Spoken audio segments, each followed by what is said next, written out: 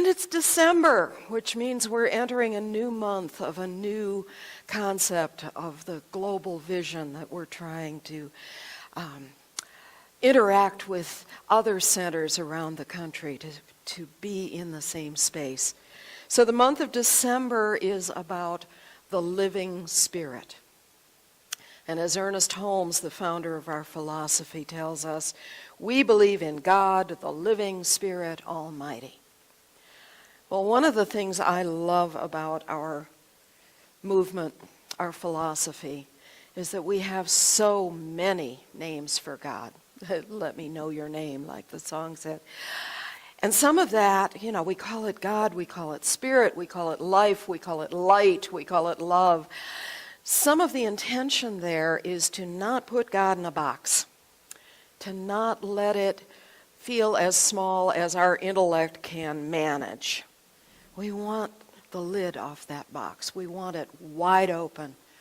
The amazing and infinite possibility that God is.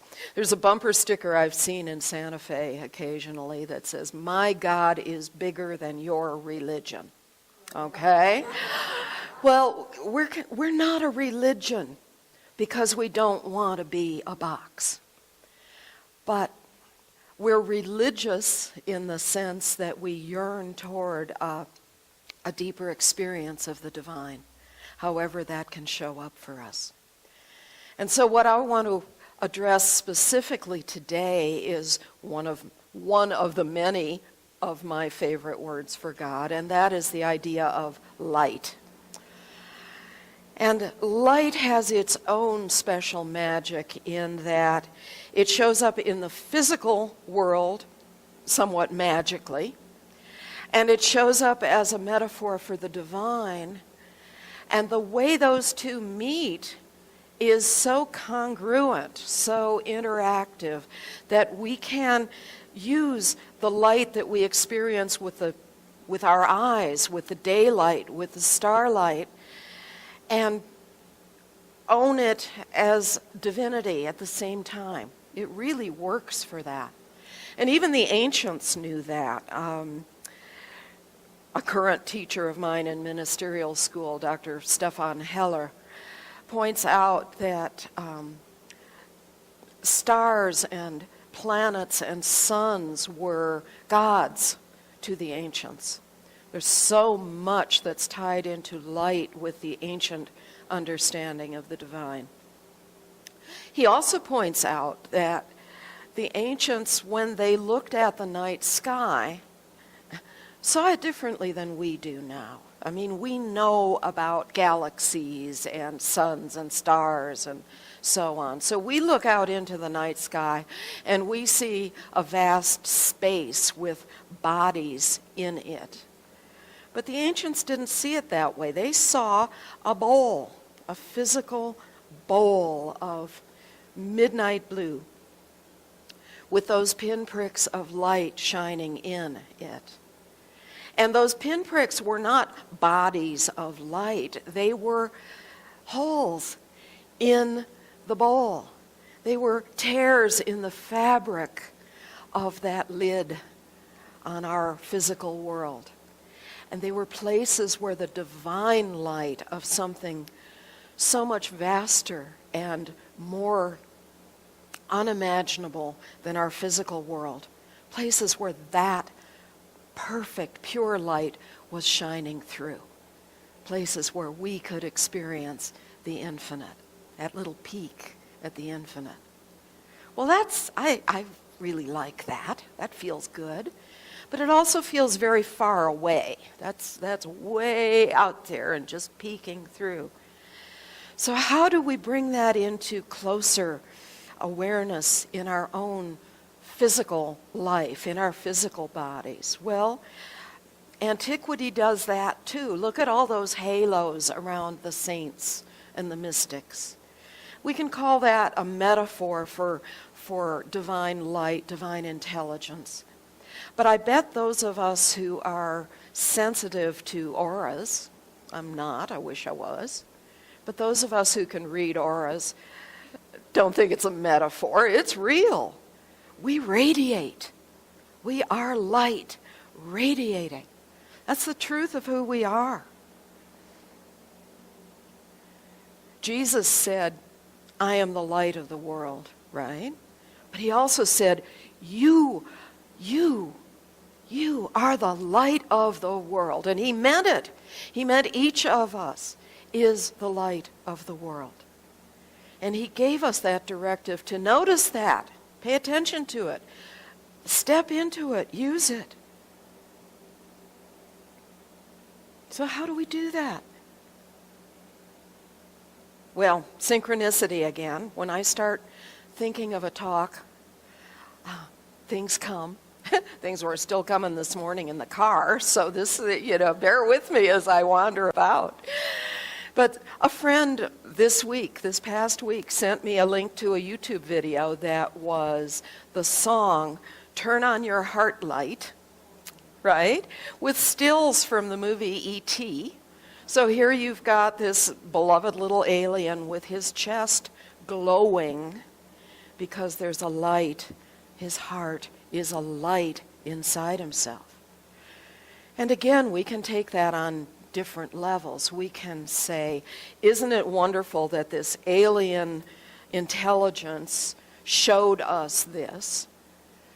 Or we can take it further and say, that is who we are. That light is in here. Maybe we don't see it as clearly as it was portrayed shining inside E.T. But we have a heart light. Turn on your heart light. Let it shine. This little light of mine, I'm going to let it shine. That song's been going in my head all week, straight out of Sunday school as a child in Lutheran church, right? But you got to do the hand motions too. It's hide it under a bushel. No, I've got to let it shine. Okay, well that's our directive here. That's what we're talking about.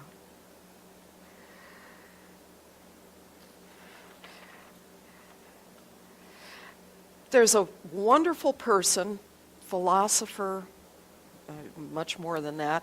I had never heard his name until I started ministerial school. His name is Arthur M. Young. American, born 1905, died 1995. He's an inventor and an engineer. He was the inventor of the first Bell helicopter.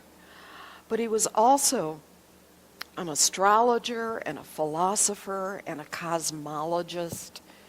Cosmologist means somebody who invents a way of explaining the world. How did it begin? How was it created? Why are we here? What's going on? And Young, because of all of his background in science and so on, was fascinated with light. Especially fascinated with the quantum physics view of light and how it operates. Now, I'm not a physicist in any field, right? So those of you who are, if I oversimplify or misspeak, you get to forgive me. I'm not even a physicist on the Newtonian level, which I can sort of understand because there's some common sense there. You get to the quantum level and common sense just goes out the window. Things are wild and unexplainable, and they're sort of starting to make sense of some of it. But there are surprises at the quantum level all the time. So light at the Newtonian level, at the common sense level, it's part of our physical world and it obeys those laws. It's got a measurable speed, the speed of light. Well, yeah, that's really, really fast, but it's still finite. And it's still, if you have the light of a very distant star, it still takes it many, many, many light years to reach us. But you get down to the quantum level, and you've got this, for lack of a better word, entity called a photon, this immeasurably small representation of light. personification of light. And photons don't need time and space. They don't care about time and space. You have a photon at one end of the universe, and it gets excited, and that energy builds, and it kind of pops, it kind of jumps, and suddenly it appears on the other side of the universe. And they don't know why, and they don't know how, but they've seen it happen. And Arthur Young, in playing with that, in being intrigued by that, says, what if that's how the physical universe was created? What if a photon chose to plant itself into physical form, chose to jump, and creation arose out of that, and it started with physical suns and molten planets, and they cooled and hardened, and organic chemicals and inorganic compounds merged in that soup that life arose out of, and life continued to evolve into more and more consciousness, and then human consciousness, and human consciousness continues to evolve upward back toward the infinite light. He saw it as this bounce. He calls it the great chain of being. Well, you know what? Different words, but very similar feeling to what Ernest Holmes tells us about creation. And in fact, this is some of why we pulled the symbol back out. Some of Dr. Young's diagram of his big bounce looks a whole lot like Ernest Holmes' teaching symbol. This symbol was devised so that Ernest could explain divine mind manifesting into matter, or our personal individual minds planting a thought manifesting into experience. I'm talking about it today in the cosmic dimension, the infinite creating the world.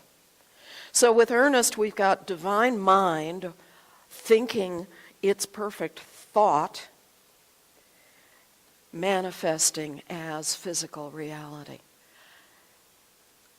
Dr. Young, we have divine light implanting itself as physical form, evolving back upward to the divine.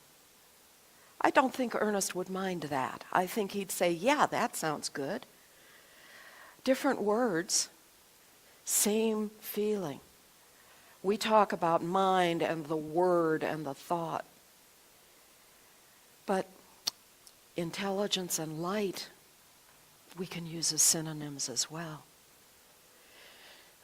So there we are, evolving, the spark of the divine being the truth of who we are, that spark alive within us, on our way back up to our source. Back when I started studying science of mind, this was before we had what they now call a foundation class. It was SOM 1, that's how many decades ago. And they tried to teach us, yeah, another one, and another one. They tried to teach us about involution and evolution. Those were words that Ernest used for this process. And honestly, I never did get it. When I'd have a test that I needed to know it, I could study it enough that I'd answer the question correctly, and then I'd lose it, right? A few places like that in my life. But, and I even had a recent teacher in ministerial school say, involution, evolution, oh goodness, get rid of those words. They just confuse people. Don't go there. Leave it alone, okay? But now talking Arthur Young starts, this starts to make a little more sense. This can be our involution, the spirit thinking its perfect thought of us manifest. And evolution, the trip back up into greater and greater consciousness. And no, you don't need to remember that. I'm just playing with it.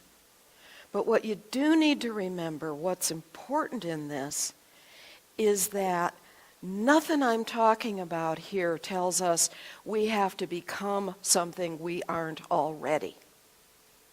This is the truth that's inside us, that has always been the truth. So it's not about changing and becoming.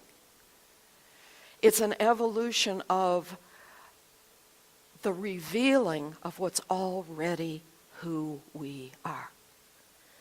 It's the evolution of our ability to live it and express it and experience it. That's what we're about. We are divine light. We are divine beings. We have a heart light. We have a mind light. Let it shine. Dr. Ken Gordon, spiritual leader of our international organization, the Centers for Spiritual Living, explains it this way.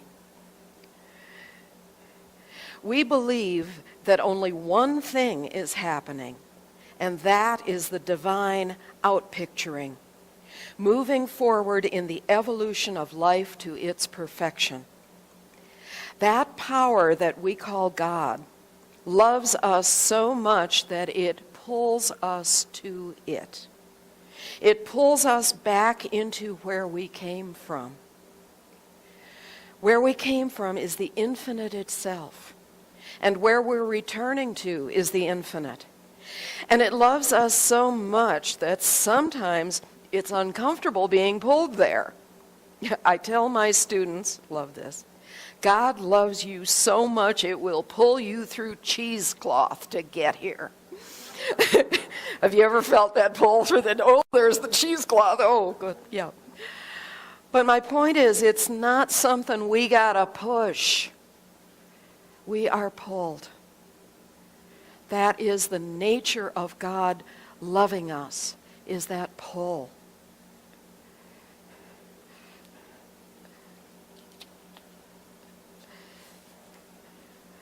And as we more fully identify with that and align with it and own it as the truth of who we are, that's where we can start being of benefit to ourselves in our own lives and of benefit to the world and the others around us.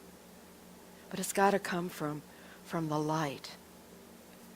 Ernest Holmes tells us, if we think we can guide our brother aright while our own feet still walk in darkness, we are mistaken.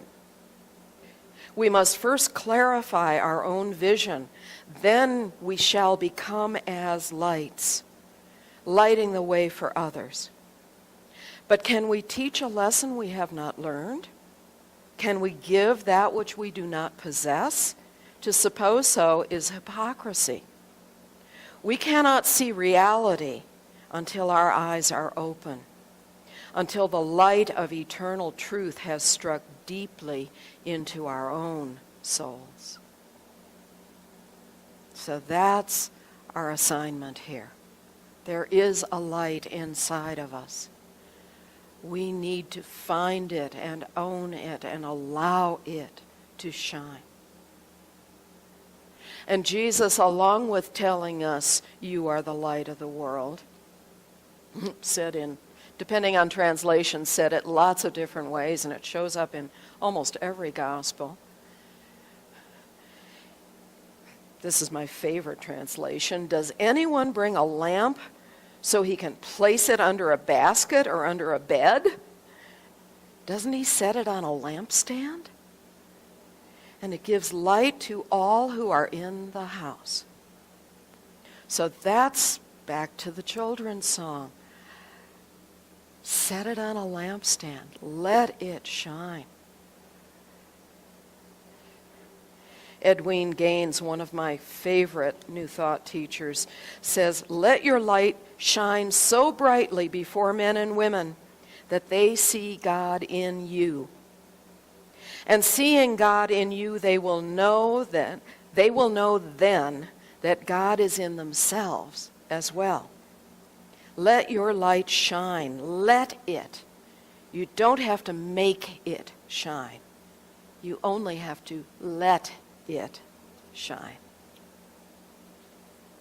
And another favorite teacher, Emma Curtis Hopkins. We call her the teacher of teachers because our own Ernest Holmes studied with her.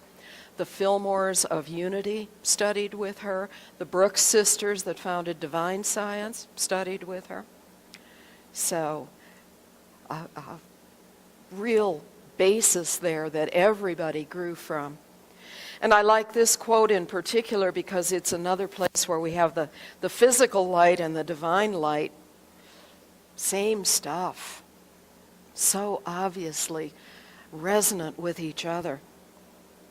Emma says, on the material plane, light is the freest process of nature. You cannot bottle it up. It will shed itself to the farthest that its nature tells it to. If you hide it under a bushel, it burns the bushel and makes a greater light than ever. If you hide it in iron vaults, it heats things red hot and melts and destroys them. While it lasts, you may hide it behind some screen, but you cannot quench it by confinement.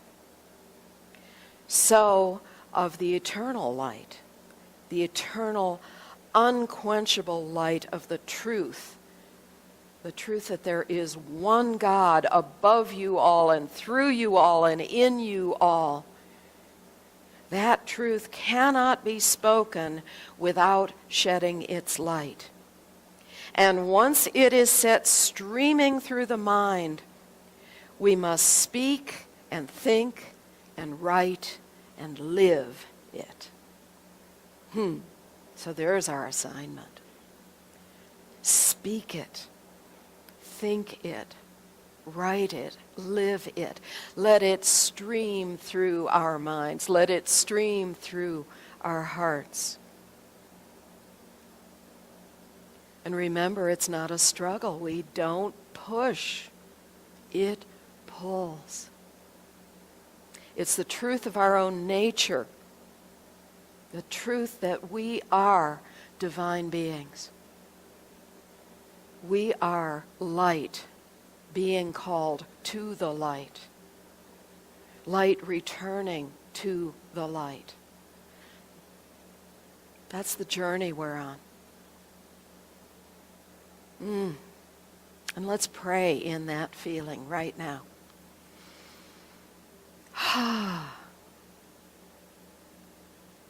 So knowing the divine light, the truth of the one life, being itself as all its creation, as every outpicturing of itself, as every one of us, each divine, beloved, unique individuation of the wholeness that is God. Knowing that's the truth of myself and each of us in this room and each of us, every person that we hold dear to ourselves and every person that our lives touch, and beyond that to every person on this planet is the light of God being itself as them. When I know this truth, I can know and claim that light within each of us is making itself available to us, showing up brighter and clearer and stronger because we have turned our attention to it, because we have acknowledged, yes, thank you, here I am. I am the light of the world. And as we let that resonate, as we feel it grow, as we see it shining brighter in our own daily lives, in our own affairs and our own situations and our own relationships, we know that letting our light shine allows the light inside every human being on this planet to express more fully, more brightly, more clearly. This is the gift we are giving to ourselves and to our world right now. And I know and claim that we choose to be conscious of this, to feel it, to own it, to know it, to use it, however it chooses to express through us. And I am so